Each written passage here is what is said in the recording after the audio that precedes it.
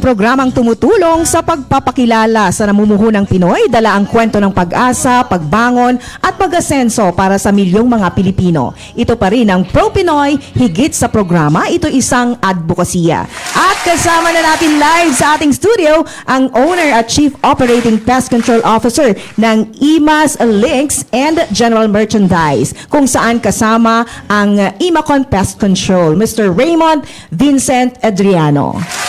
Hello po. Good morning, sir. Good morning po. Good morning. Good morning, DJ Josa, and good morning, Congressman Butch po. Salamat po sa pag-imbita ninyo sa akin. Wala nga naman yun, Raymond. Ang importante is may paliwanag mo sa ating mga viewers and listeners kung paano magkakaroon ng big advantage pag talagang ipipest control yung kanilang bahay. Kasi imagine mo, you invest in millions of pesos. Exactly. Tapos, pag hindi mo naprotektahan yan, after 5 years, makikita mo, wow, nabubulok na yung bahay ko. Di ba? Tama. So, is it really a must na pag mayroon kang bagong bahay, kailangan bago mo gawin yung bahay, Bago itayo. kumonsulta ka muna ng pest control? Opo, Congressman Butch, kasi ang kagandahan po niyan is may iwasan mo yung further expenses in the future. Ay marami po akong naging kliyente na hindi nagpa-pest control kasi sad to say, ang tingin po sa negosyo namin gastos daw po, dagdag gastos. So, pero pag pinaliwanag na po namin, nare-realize nila na mas nakakatipid sila sa pagpaproteksyon ng kanilang mga ari-arian or kanilang bahay po. By the way, I have an example. Last February 14, somewhere in San Jose del Monte, Valentine's Day. Opo, nagkaroon ng Ash Wednesday, di ba? So, there's a church there, bumagsak po yung mezzanine niya. And nung sinilip nila kung ano yung dahilan, termite infested. Around 40 ang nasugatan and isa yung namatay kasi po heavily hurt siya. And then while nandun sa ICU, she suffered from heart attack po. Yan ang Oh my God. Yan. Actually, nakaupo kami niyan at nagkaroon kami ng flash report dahil dyan sa balitang yan. Ng Feb 14. Yes. Oo. So, you see, at least these are stories na Yes. dapat pakinggan natin. It's just like the health of a person. Di ba? Mas maganda yung may preventive. Kaya sinasuggest ko nga kay Secretary Ted, alam mo yung mga government hospitals, just like the private hospitals now, kailangan meron tayong preventive maintenance. Di ba? Yung i-endoscopy ka, tapos kukunan ng blood test, and then ultrasound ka, Hindi yung and then hihintayin. ECG. Para malaman mo, itong katawan ba ni Josa, papang derby pa ba ito o hindi na? Di ba? So, the same with the house. Same with the house. Kaya, it's really a must, no? It's really a Preventive must. talaga. So, like for example, there are certain areas na talagang maraming termites. Like for example, kung may mga coconut Infested. trees, ang daming termites dyan. So, ikaw ba, sa isa-isang tingin mo lang sa area, malalaman mo na maraming termites ito? Opo, Kong. Ang nakikita ko pa lang, tinisilip ko kasi yung type of soil, tapos tinitingnan ko yung surroundings, tinitingnan ko rin kung paano ginawa yung bahay. So, most of the time, pag may nagtatanong po sa akin, how much does it cost? Sabi ko, pwede ko namang puntahan. I give it for free. Parang corporate social responsibility ko na i-educate sila about pest control para hindi rin sila maloko. Tapos, para masilip ko rin po, at sabi ko, para ma-assess ko ng maayos at maibigay ko yung tamang presyo. So, I really have to check the house, the building, or kung ano man yung property po, para makita ko kung ano yung dapat gawin. Raymond, ano-anong klaseng pests ang dapat maprotektahan yung mga bahay natin? Actually, lahat po kasi ng mga peste dapat talaga maayos natin. Actually, yung mga pest, nagiging peste lang naman po yan kung they are already, ang nangyayari nakakasagabal na sila, nakakasira na sila, mapa sa buhay natin. An example is, sabi nga natin, peste ka sa buhay ko. Pero ito, ako po, peste lang sa bahay ang ginagamit ko. Anyway, an example of which is, ang anay po is, it was made by God to hasten decomposition. So, pag nandun siya sa forest, walang problem. Mas maganda kasi mas bibilis yung decomposition, mas magiging maganda yung balanse ng environment. But the problem is, pag pumasok na po siya sa bahay, nagiging peste na siya. Parang yung mga paniki. Yung paniki rin naman po, maganda rin naman para sa sa environment natin. Pero pag pumasok na po siya sa bahay or sa mga buildings, nagiging peste rin siya. So why do we have to protect? We have to protect in order for us to be protected also. Not just the environment but also yung ating mga sarili, yung health natin. Remember, ang dami pong sakit na nanggagaling din sa peste. Another is nakaka-destroy din siya sa ekonomiya. Why? I have one client, it's an electrical, it's somewhere in Tarlac. It's in Luisita Industrial Park. Nag-shutdown for 6 to 7 hours yung operation ng industrial park just because of one rodent. Can you imagine ilang millions of pesos po yung nawala?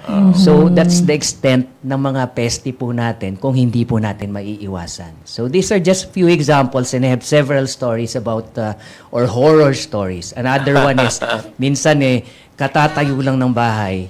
After a while, ang sama ng loob kasi sira na agad po yung dream house Poste. niya. Ang daming mga nasira dahil sa anay. So pag ganun yung soil muna, yung parang i-cure. Yeah. It depends sa dun sa peste. Kung yung peste po kasi is anay, we have to magkakaroon tayo ng soil treatment kasi may dalawang klase po ng anay. May tinatawag tayo ng subterranean, tsaka meron po tayong tinatawag na yung mga above ground po. Ito yung dalawa lang naman po kasi yan. Isa nasa ilalim, isa nasa taas. Anong difference po? Pag sinabi natin subterranean, yan po example niyan, yung nasa yan po yung tinatawag nating Philippine milk termites. Nanggagaling po siya sa soil, kaya kailangan i-treat natin yung soil. Pero pag ang naging peste po natin yung tinatawag natin yung above ground or yung tinatawag nating drywood termites, ito naman po yung nasa ibabaw lang. An example of that is minsan magugulat ka parang sa bahay mo parang may mga powder, may mga bukbok. So nanggaling siya dun sa mga material din. Yeah, actually, ang drywood termites is almost similar to pinholes beetle, Kong.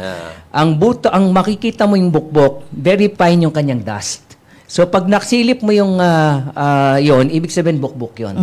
Pero pagka drywood termites po, parang medyo malalaki yung particles niya. So, yun yung difference niya. So, yung kagaya ng mga termites na yon, how do they reach the house?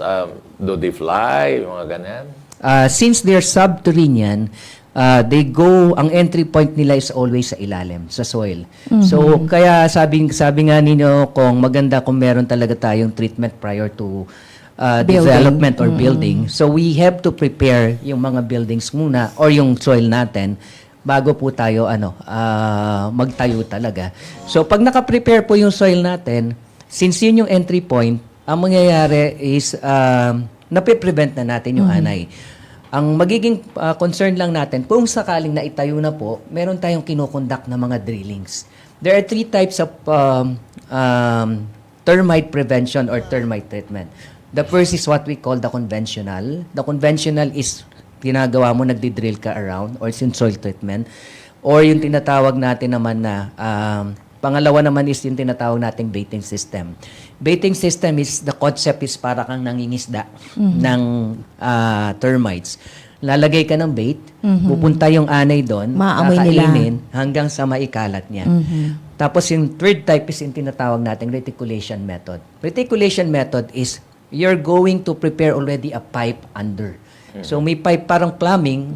So sa pipe under, meron na po kayong paglalagyan ng mga ating mga chemicals. And that's also the reason Yung kung sa bakit. pipe liquid yun. Liquid po, liquid yun. Liquid. Oo. Ang Okay. powder po is yung actually it's not powder, parang we call it rechem, yung baiting system. Pero di ba parang greenish ang kulay noon? Depende po yan, Kong. Kasi pagdating sa liquid, meron naman tayong dalawang klase. Meron tayong tinatawag na non-repellent at saka repellent. The repellent is usually, ito yung mga available sa hardware, yung easily nabibili. Ang non-repellent is, it's available to professional pest control operators like us. Ano ang actions po? The non-repellent, the first is the repellent. Remember yung Baygon po. Ang Baygon, ang langgam, pag nag-spray ka sa bahay, patay yung langgam. Pero the next day, makita mo, may iba ka na namang langgam. Kasi po, from the term itself, nire-repel. Lahat ng mga mapapatay niya, Yun lang yun. Yes, yun lang. Pero yung mga pinanggagalingan, hindi niya napapatay. Yun ang kaibahan ng non-repellent. Ang non-repellent, para pong COVID yung effect niya. Yung root cause. Yes. Pag Iuuwi kinain mo niya. yan, pagbalik, Yes. ayun, nagkaroon ng plague. Iuwi po niya hanggang dun sa nanay. Ay, nako. Okay. Sige. Ako, wala akong masyadong experience dyan, no? Kunyari, infested na yung bahay ng ano. So, ititreat yung bahay, no? Pagkatapos, gaano kalalim? Kasi, parang binubudbura ng powder yung ano around the house. Pag nagdigging ka. Gaano kalalim ba yung hukay na dapat? Pagka pre-construction po, we usually, minsan sa wall footings pa lang, or dun pa lang sa foundation, dapat nagtitreat ka na. And then, bago magkaroon ng slabbing, magtitreat ka na rin. So, Anong ititreat mo? Yung simento? the soil po, yung soil. Soil. Bago Yung mag-cement. sa ilalim? Yung sa ilalim po. Okay. So, mostly ang pasok namin is either after nung gravel bed po. So, depende po kasi talaga. So, pinag-aaralan namin kung ano. Mostly ang pasok namin is, kung hindi kami maglalagay ng pipe, papasok kami doon sa gravel bed. Pero kung maglalagay po kami ng pipe, yung compacted na yung soil, yung doon po kami pumapasok para ma-install muna namin yung mga pipes namin. So, tapos po, pagdating naman dun sa post-construction, regarding dun sa lalim, it's around 1.5 foot yung lalim po, 16 mm diameter. You have to drill around the house or around the property, whether it's a building. If it's possible, kung sa building, magdi-drill din po tayo paikot. Wow. So, depende pala sa size ng building yan. Okay, let's say you have 250 square meter house. How much would it cost? Ganito po. Pagka halimbawa, it's a pre-construction, probably aabot po ng mga 180, mga ganun po, at an estimate. Hindi naman ganun kamahal Oo, yan. pwede. Imagine you're protecting, say, 250 Million. square meters. Ilang Depende million? yan. Minsan, umabot ng 20 million yung bahay, 30 million, 250. Pwede ring nasa 7 million, 8 million ka lang. But what is 180? Tama. At least sigurado ka. Ilang taong guarantee na hindi ka papasukin ng mga peste? Kung ano yun May diin yung peste, sir, ha? yung nung time po ng tatay ko, na-mention nga ni Sir Andres, nung time ng tatay ko, they use yung famous which called as chlordane. So, yung chlordane po can last long. There are may mga clients na at least 50 years. But the problem with chlordane, it contaminates already yung water bed natin. So kaya po naging ban na siya. Nowadays, naglabas po sila ng chemical that are Tingnan nga natin ano yung chlordane. Tingnan natin ano Lalabas yung natin. chlordane. Sige po. Pagkatapos, maging sensitive naman kayo kung para malaman ng ating mga viewers kung ano yung pinagsasabi namin dito. Di ba? So, yung biodegradable na po lahat ng chemicals natin. So, in order for it to be biodegradable, So, teka muna, ang Sige po. chlordane, it will last how many years? 10, 50, even 50 years. 50? May mga, 50. Yeah.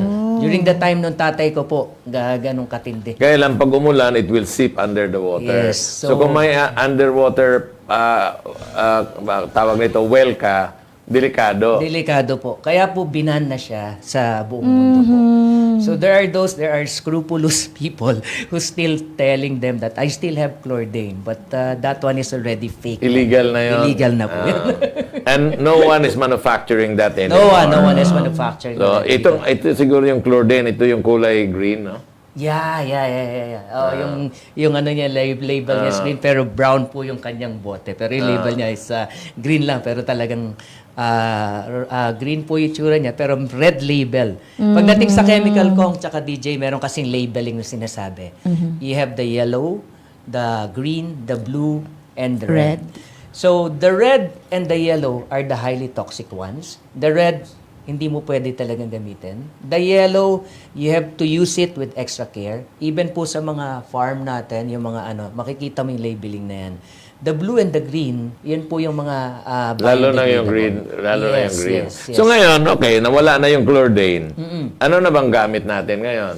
We use different chemicals. I'm using non-repellent chemical because it's effective and cost-effective, tapos mas economical naman. We call it yung mga active ingredient natin. Yung active ingredient that I use is either imidacloprid or fipronil. Pag gumawa kasi kayo ng chemical or pag nasa pest control business kayo, very important for you to know the active ingredient para pong gamot. So, kunyari, itong mga bagong ngayon, how long will it last? Kunyari, pre-treatment ka.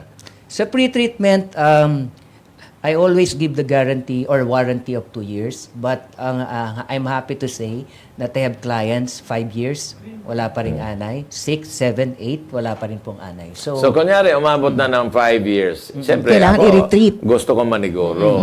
So, paano ko i-treat ulit yun? Nalagyan na yung foundation. pag halimbawa pong may pipe siya na i-ready natin, Lalagyan ulit. lalagyan ko lang yung pipes niya. Pero kung hindi, Pero liquid yun. liquid po yun. Okay. Pero kung hindi po, ang mangyayari, I have to drill around the house. Again. Ay, mabuti na yung may May pipe pipes. na. May pipes, Ito, mga yes. plastic pipes. Hindi naman gano'ng kamahal din yun, di ba? Yes. At saka, I have a cost-efficient naman na proposal Ayan. sa kanila. Yan yung chlordane. Chlordane. Green. So, bawal na talaga yan. Actually, that's the one, yung chlordane po na. Yung dilaw. Ayan, yan. Oo. So, makita mo may skull na nakalagay, it's because talagang Bawal siya. Patay ka talaga. Patay. Hindi lang termites yung patay. Opo. Pati tayo. pati po peste sa buhay, pwede na. Pumapasok talaga siya, no? Pero kwentuhan mo naman kami sa Raymond. Oo, Kung paano nagsimula yung business natin sa pest control. Okay. I was previously connected with Wyatt Philippines. Wyatt Philippines. Wyatt Suwako. Yes, exactly, Gumagawa ng Kong. milk. S26, Bona, Pro Milk. Yung mga premium milk. Yes. From milk to Robitussin. Emacon. Wala yun, no? Oh, Opo. yeah, it's Robitussin. Yan po, Advil. Yan po yung dati kong company. Yan yung multinational na company. Yes, yes, Wyatt it's a Suwako. multinational Arong company. pasong tamo. Yes, yes. The Andiyan pa ba? Wala na po eh. Wala na. Ang nangyari kasi niyan is, the reason why pumasok ako dyan, my mom happens to be an OB-GYN doktor po. So, nung una, sabi niya, magdodoktor ka ba? Nung una, okay. Nakita ko po, parang mas masarap yung buhay ahente. So, May sales sarili kang talaga. kotse, may sarili kang pinadala ka sa hotel. Saan puro libre. Libot ka. May kotse ka. May kotse ka. Tapos, Free hotel, ganyan. Opo. Alam mo, yung mga sa mahihilig ng chicks, yun talaga. Gusto nila yan. Trabaho. Opo. Hindi ako yun, Kong. Siguro dati si sir. Wala namang sinasabing ikaw. Oo nga. Yung sa mahihilig sa chicks. So, sabihin Mahirap mo pala lang, rito. Hindi ako eh. Sir Andres, alam ko na on how you feel.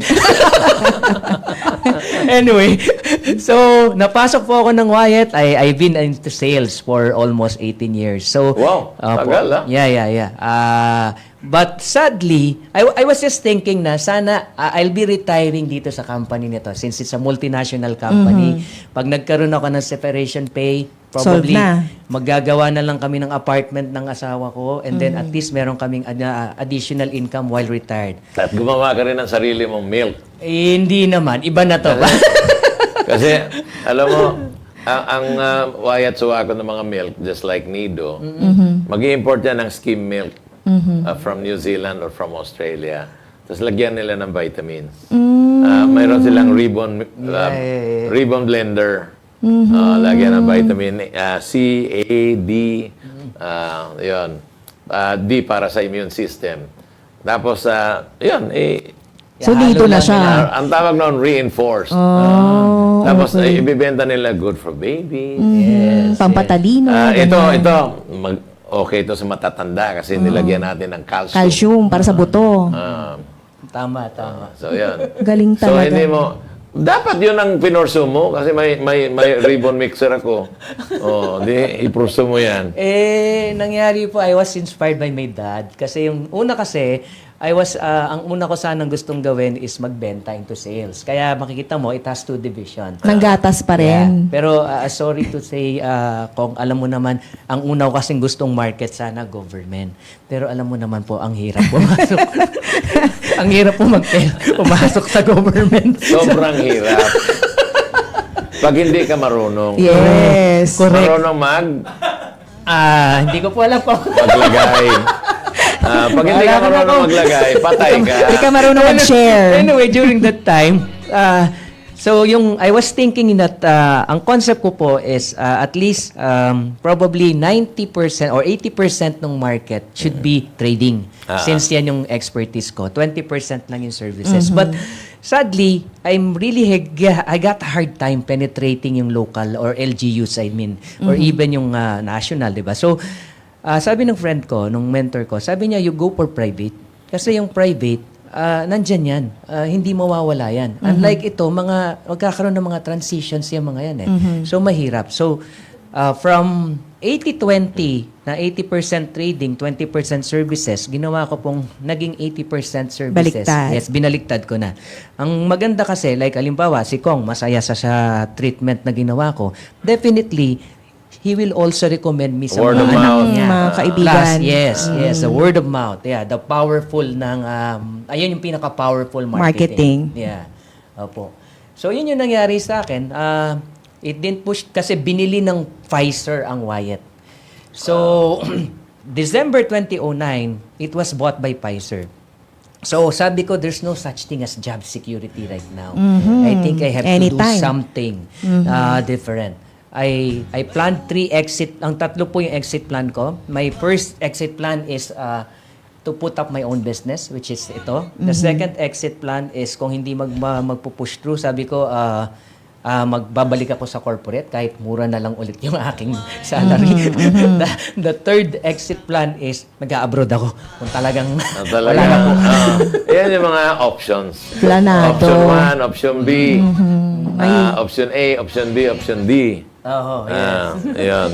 But you decided to go into business. Yes, kasi ang naging maganda po, during that time, together while I'm setting up my business, nag-apply pa rin po ako, the jobstreet.com, nandun yung pangalan ko, Panay. Every time, I think I attended an interview for 3 times, pero nung ini-interview ako, hindi po ako makapagsinungaling na wala akong negosyo.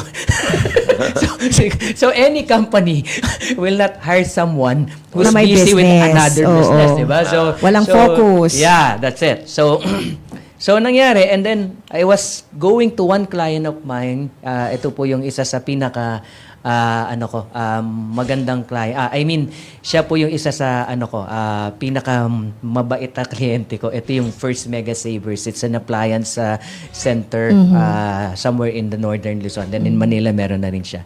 So pupunta po ako doon sa isang store niya. Tumawag yung isang boss ko. Sabi niya, dati kong boss, gusto mo bang mag-apply sa Korean pharmaceutical? Pwede kang district manager and pwede ka rin ng product manager. Sabi ko, sige po, pwede. So during that time, ang sweldo ng district manager is 50,000. So it's good, sabi ko. Then yung district manager is 50, the product manager is 80. So sabi ko, okay na. What made me decide not to do it? Ang sabi sa akin is, ang trabaho mo Monday hanggang Saturday. Sabi ko, parang wala nang quality time yun. Ayoko na nun. So sabi ko, parang ituloy ko lang itong negosyo ko. Palagay ko, kakayanin ko yun kahit paano mai-equate ko na itong sweldo na to. Wala pa akong boss. So, yun na po yung nag-decide sa akin na ituloy na yung negosyo. What a story. Torn between two lovers. Correct. At wala ka namang pinagsisihan mo ka naman, sir, no? Wala naman po, wala. Masayang masaya. So, sinong unang kliyente mo? Ang unang kliyente ko, Siyempre, yun talaga yung most memorable. Correct. Oo, kung pwede At lang magkano? i-laminate yung kontrata.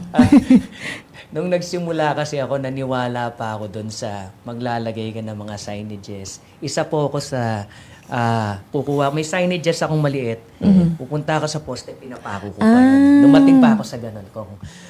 Pero ang una kong client happens to be an office mate of mine. Secretary po siya sa Wyatt Philippines. So, para lang, syempre, during that time ang iniisip ko simple lang, kumita. Actually, yung charge ko yun lang sa kanya, 7,000 lang daw yata yun. Oh, Ganun paano ka kamura. kumita? Lugi po ako. Alam niyo po ba kung saan pa yun?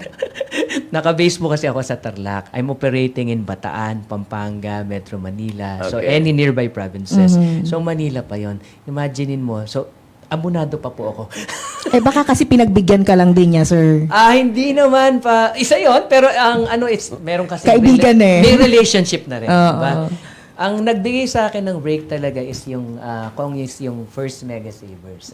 So the first Mega Savers is isa yon sa naging magandang nagsimula sa akin at nagbigay sa akin. Kasi right now, first Mega Savers, it has 27 outlets or 27 stores. So, ang nangyari is lahat ng kanyang mga store, ako po yung nagtitreat, pati warehouses.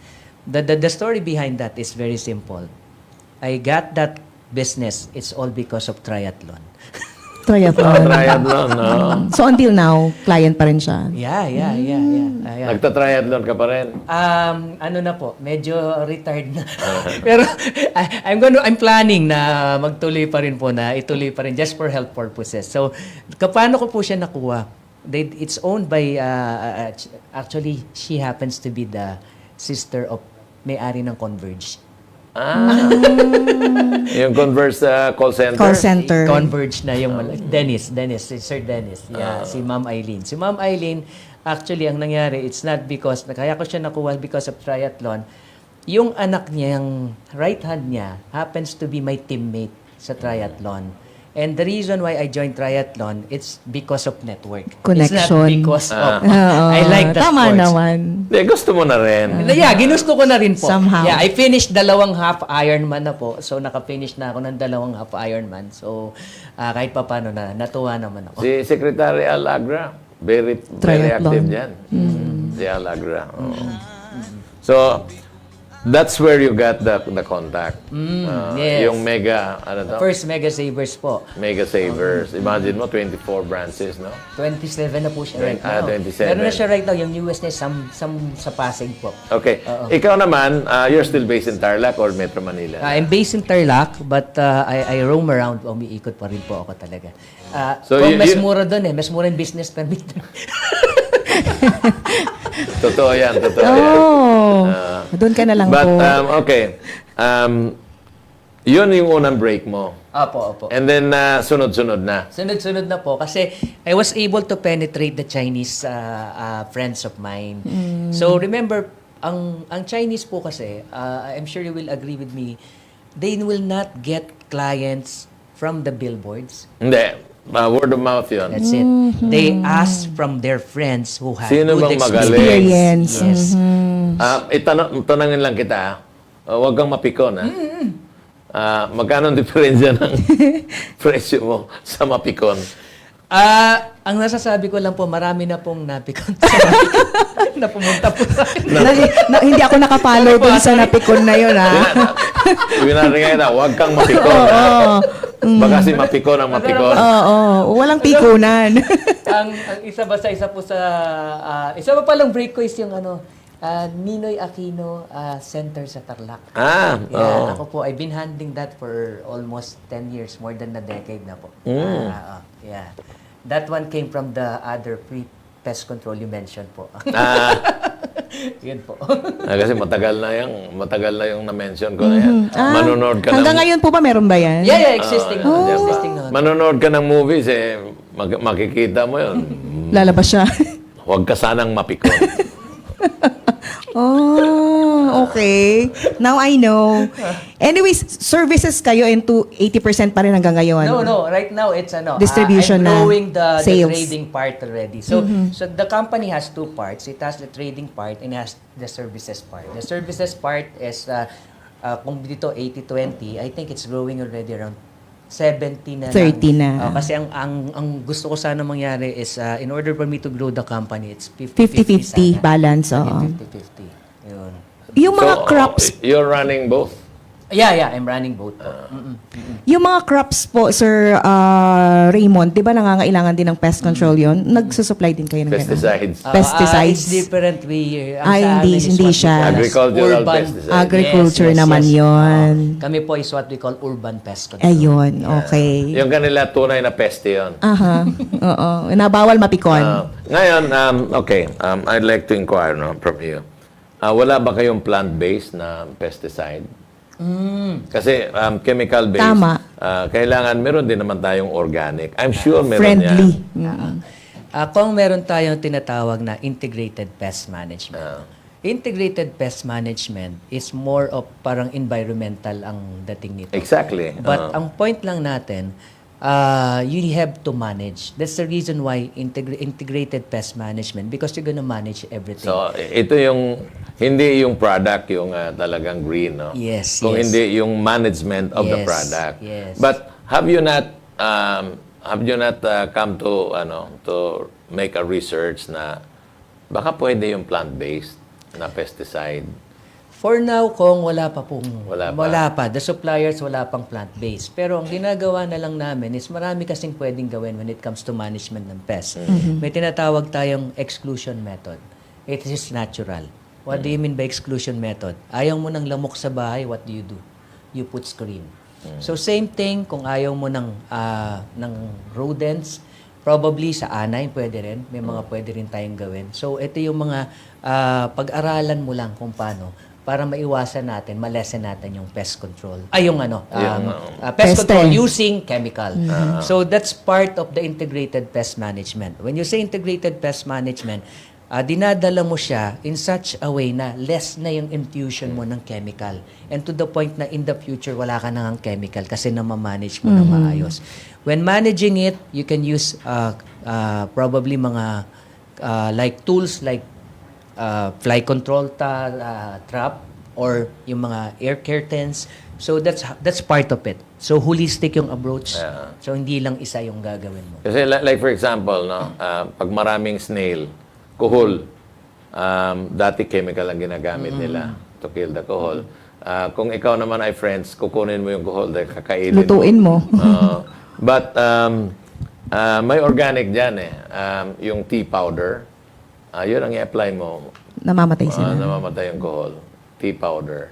So I'm sure that you can somehow you can discover a plant-based na anti-termite na hindi naman harmful sa tao. Sana kung I'm looking forward also na maging ganon kasi even so I always tell my client pag tinanong ako, is that harmful? That's biodegradable, ma'am, but chemical will always be chemical. So even if it's biodegradable, I'm one with you kung pagdating doon. Kasi like ngayon, pag nag-import ka ng mga chemicals mo, kailangan may approval sa ECC, no?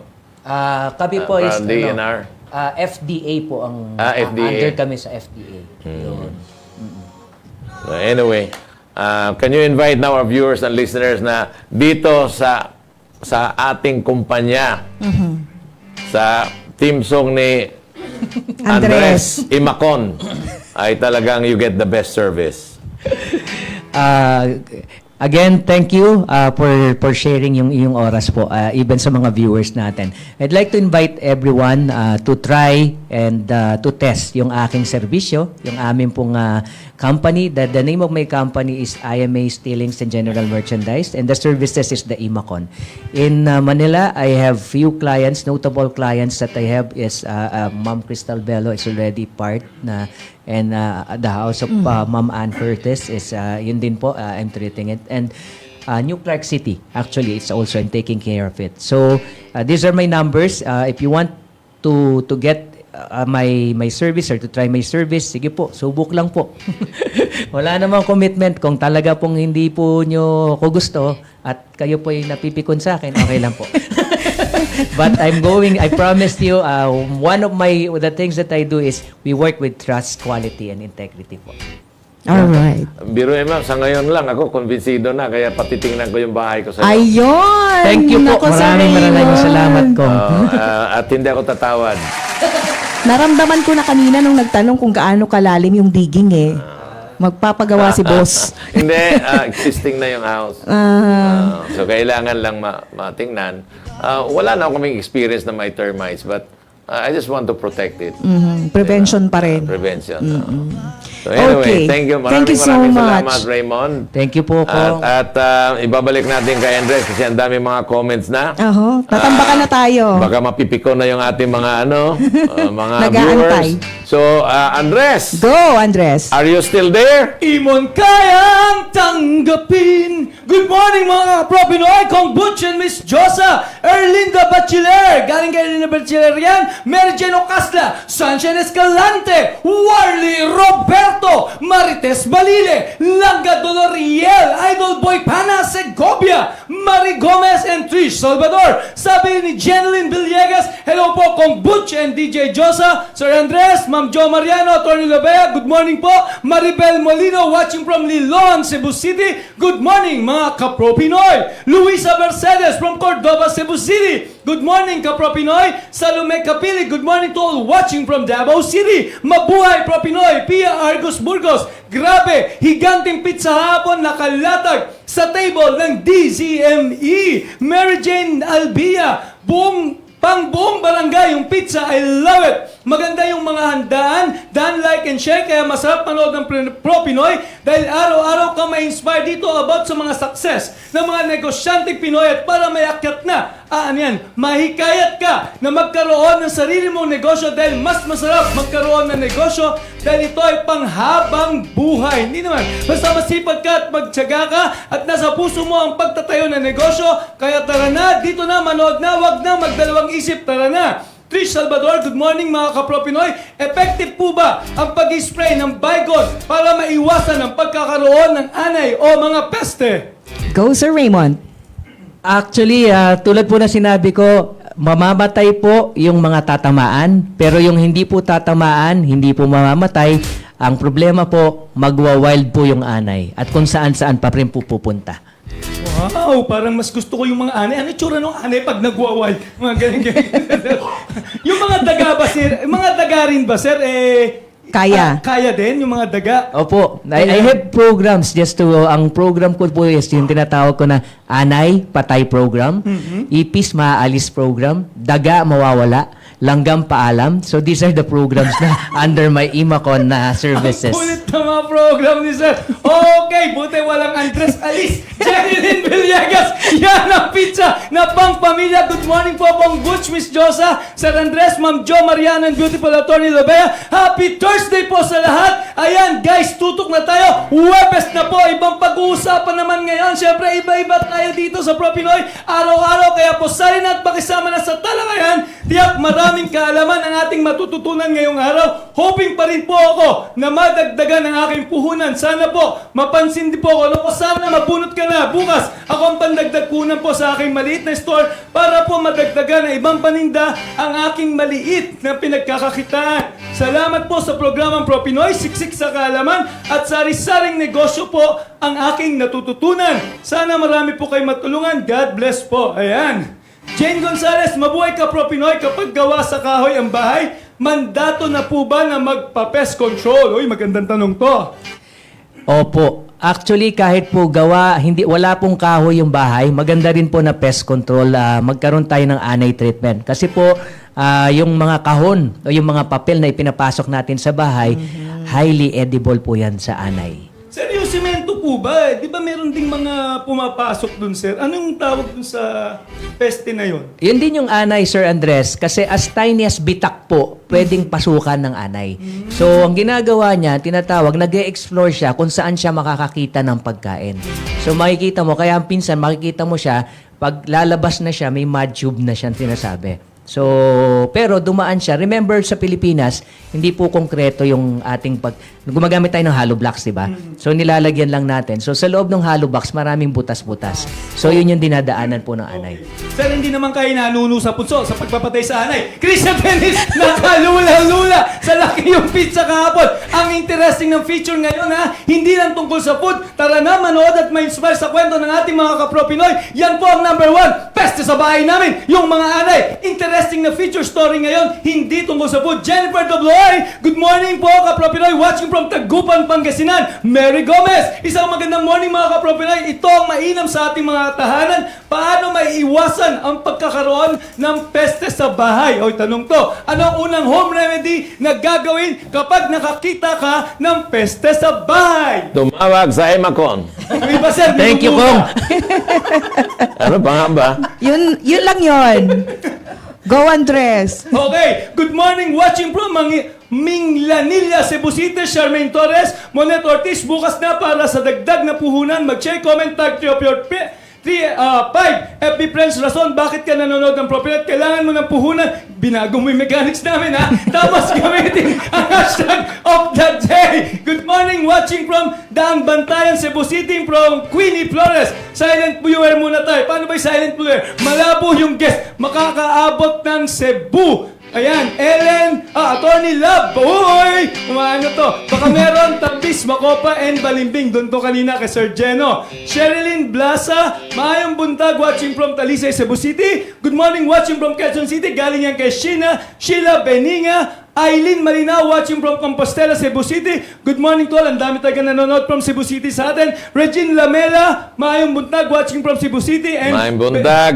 Baby Jane Lagumbay, hello po, watching from Cavite. Jocelyn Salubre, good morning, Kapro Pinoy. Watching from Cebu City, proud Pro Pinoy here. Good morning, DJ Josa and Kong Butch Aresa Pichay. Back to Studio 2, DJ Josa and Kong Butch. Thank you, Andres. Huminga ka muna, Andres. Oo, Huminga ka. hinihingal siya. Grabe. Parang nag-jogging eh. Oo. So, ang ganda ng tanong, ano? Ang sagot ay tumawag sa iyo. Oo. Isa lang naman ang sagot At huwag doon. mapikon. Correct, wag mapikon. Tama. Siguro, can I just answer yung kanina? Go, sir. Yung sa Cebu City po, it's like this. Marami po akong kaibigan. I have clout sa buong Pilipinas naman. Kahit po nasaan kayo sa Pilipinas, You can I could refer. probably hook you up to them, to these trusted pest control operators po. So that's how we can help you guys. So, maski saan. mamaya, pag-usapan natin yung organic kasi may mga organic talaga. Oh, galing po. Sige po, Para nasa excited. gano'n naman ay hindi ka mahirapan mag-import. Kasi pag organic, you don't need a lot of permits. Eh. Dito lang siya. Thank you, Kong, in advance. Excited po ako dyan. Para you'll be the first one to be offering organic, not fertilizer, organic Pest pest control. Ayan. Like yung boric acid, that's organic. Mind yan, mind. Hindi naman yan chemical. I used boric acid before, but I attended a seminar, Kong, kasi na ang boric acid or yung any powder kasi, pag malalagyan yung anay, pero pagdating kasi sa loob ng bahay ng anay, parang meron siyang car wash. Tatanggalin mo yung acid, yung boric. So, hindi ganun ka-effective eh. Sorry pero it's one thing. Baka may kasama pang parang pwede. Yeah, it's I've been using that before. yung boric Ginamit acid. ko po siya. Or probably you can even mix it. Mix. Yeah, probably Let's say pwede. boric acid, ganito, tapos the chemicals maybe around 30%. Yes, at least Very effective lessen. na yun. So, wala na yung car wash. Sa anay po medyo mahirap, Kong, pero pag doon sa mga lamok, marami tayo yung mga citronella. Citronella, Citronella is really good na tawag nito, anti-mosquito. Saka mabango. Okay, correct. Okay, at para ibigay ang pwedeng manalo sa ating hulaan mo ang kapital ko, nagbabalik ang kasamahan nating hinihingal na si Andres Bonifacio Jr. Yes, DJ Josa, eto na! First time ang manggagaling natin from more than 800 viewers ulit tayo ngayong araw na to. First time manggagaling from Cebu City. Hello, Jocelyn Salubre! Hello po. Ayan, Jocelyn, hulaan mo na ang kapital. Kung magkano ang kapital na ginamit ni Sir Raymond sa pagsisimula ng kanilang Imacon Pest Control. Nasa ano po? Nasa 10K.